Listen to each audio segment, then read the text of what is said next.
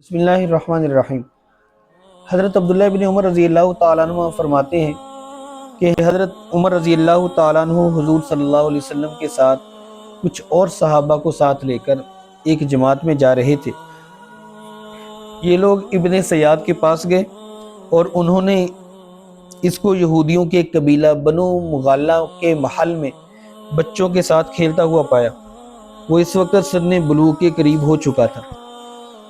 ابن سیاد ان سب کی آمد سے بے خبر اپنے کھیل میں مصروف رہا، یہاں تک کہ رسول اکرم صلی اللہ علیہ وسلم نے اس کی پشت پر ہاتھ مارا، اور جب وہ متوجہ ہوا تو آپ صلی اللہ علیہ وسلم نے اس سے ایک سوال کیا، کیا تو اس امر کی گواہی دیتا ہے کہ میں اللہ کا رسول ہوں؟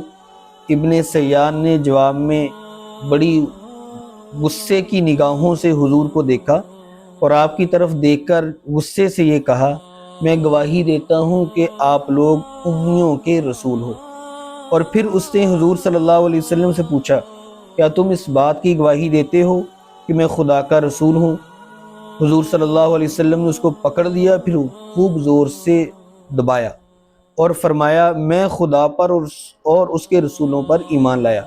اس کے بعد آپ صلی اللہ علیہ وسلم نے اس سے پوچھا، اچھا یہ بتا تو کیا دیکھتا ہے؟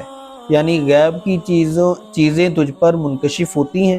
غیب کی چیزوں سے کیا تو باخبر رہتا ہے؟ اس نے جواب دیا، کبھی تو میرے پاس سچی خبر آتی ہے اور کبھی تو میرے پاس سچا فرشتہ آتا ہے اور کبھی جھوٹا شیطان۔ رسول اکرم صلی اللہ علیہ وسلم نے اس کا یہ جواب سن کر فرمایا، تیرا معاملہ تو بالکل ہی مبہم ہے۔ پھر رسول اکرم صلی اللہ علیہ وسلم نے فرمایا، میں نے تیرے لیے اپنے دل میں ایک بات چھپائی ہے، اور جو بات آپ صلی اللہ علیہ وسلم نے ابن سیاد کے لیے چھپائی تھی وہ یہ آیت، یوم تأتی السماء بدخان مبین۔ اس نے جواب دیا کہ وہ پوشیدہ بات جو تمہارے دل میں دکھ ہے۔ حضور صلی اللہ علیہ وسلم نے یہ سن کر فرمایا، دور ہٹ، تو اپنی اوقات سے آگے ہرگز نہیں بڑھ سکے گا۔ حضرت عمر رضی اللہ تعالیٰ عنہ نے یہ صورتحال دیکھ کر عرض کی، یا رسول اللہ، اگر آپ مجھے اجازت دیں تو میں اس کی گردن اتار دوں، یعنی اس کو قتل کر دوں۔ رسول اکرم صلی اللہ علیہ وسلم نے فرمایا، ابن سیاد اگر وہی دجال ہے جس کے آخری زمانہ میں آنے کی اطلاعات ہیں تو پھر تم اس پر مسلط نہیں ہو سکو گے، یعنی اس کو قتل کرنے پر تم قادر نہیں ہو سکو گے، کیونکہ اس کو قتل کرنا تو صرف حضرت عیسیٰ علیہ السلام کی تقدیر میں ہی لکھا ہوا ہے، اور اگر وہ یہ نہیں ہے تو پھر اس کو قتل کرنے میں تمہارے لیے کوئی بھلائی نہیں۔ حضرت ابن عمر کہتے ہیں کہ اس کے بعد ایک اور دن رسول اکرم صلی اللہ علیہ وسلم کھجور کے ان درختوں کے پاس تشریف لے گئے جہاں ابن سیاد تھا۔ اس وقت آپ نے حضرت ابی بن کعب انصاری بھی تھے۔ رسول اکرم صلی اللہ علیہ وسلم وہاں پہنچ کر کھجور کی شاخوں کے پیچھے چھپنے لگے تاکہ ابن سیاد اپنے قریب آنے کی موجودگی سے بے خبر رہے۔ آپ صلی اللہ علیہ وسلم نے اس کے دیکھنے سے پہلے اس کی باتیں سن لی، اور اس طرح چھپ کر ابن سیاد کی باتوں کو سننے سے آپ کا مقصد یہ تھا کہ خود آپ بھی اور صحابہ بھی جان لیں کہ وہ آخر ہے کیا، کوئی کاہن ہے یا جادوگر یا کچھ اور۔ اس سے معلوم ہوا کہ جس شخص سے فتنہ پردازی کا خوف ہو اس کی حقیقت کو ظاہر کرنا اور لوگوں پر اس کے احوال منکشف کرنا جائز ہے۔ اس وقت ابن سیاد ایک چادر میں لیٹا ہوا تھا۔ اس چادر کے اندر سے گنگنانے کی آواز آ رہی تھی جس کا کوئی مفہوم سمجھ نہیں آ رہا تھا۔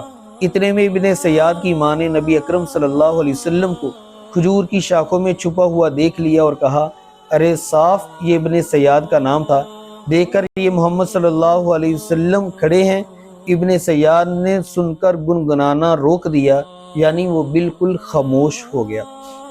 جو ہلکی ہلکی سی آواز آ رہی تھی وہ بھی بند ہو گئی۔ یہ دیکھ کر رسول اکرم صلی اللہ علیہ وسلم نے صحابہ سے فرمایا، اگر ابن سیاد کی ماں اس کو نہ ٹوکتی اور میری موجودگی سے باخبر نہ کرتی اور وہ اپنی حقیقت کو آج ضرور ظاہر کر دیتا، یعنی اس کی باتوں سے معلوم ہو جاتا وہ کون ہے اور کیا ہے۔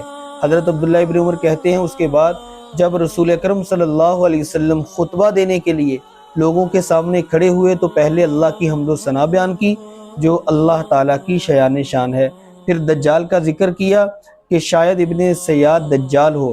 آپ صلی اللہ علیہ وسلم نے اس کی فتنہ پردازی اور اس حقیقت کے پیش نظر کہ اس میں دجال کی بعض خصلتیں پائی جاتی تھیں۔ دجال کا ذکر کرنا اور اس کے احوال سے آگاہ کرنا مناسب جانا۔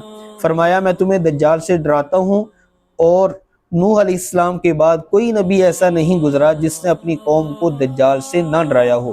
یعنی ہر نبی جو بھی آتا وہ دجال سے لوگوں کو باخبر کرتا کہ دجال ہے، اس کے ایک ہاتھ میں جنت ہوگی، دوسرے ہاتھ میں دوزخ ہوگی، اور اس کی یہ نشانیاں ہوگی۔ تو ہر نبی جو بھی آتا وہ دجال کے احوال سے اپنی قوم کو ضرور باخبر کرتا، اور نوح علیہ السلام بھی اپنی قوم کو اس سے ڈراتے تھے۔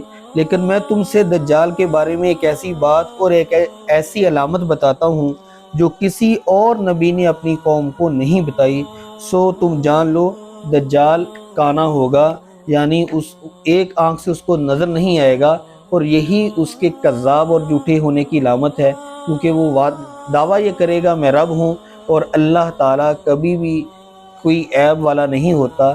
اللہ تعالیٰ تو عیب سے 100% پاک ہیں، اور یہی اس کے جھوٹے ہونے کی سب سے بڑی نشانی ہوگی۔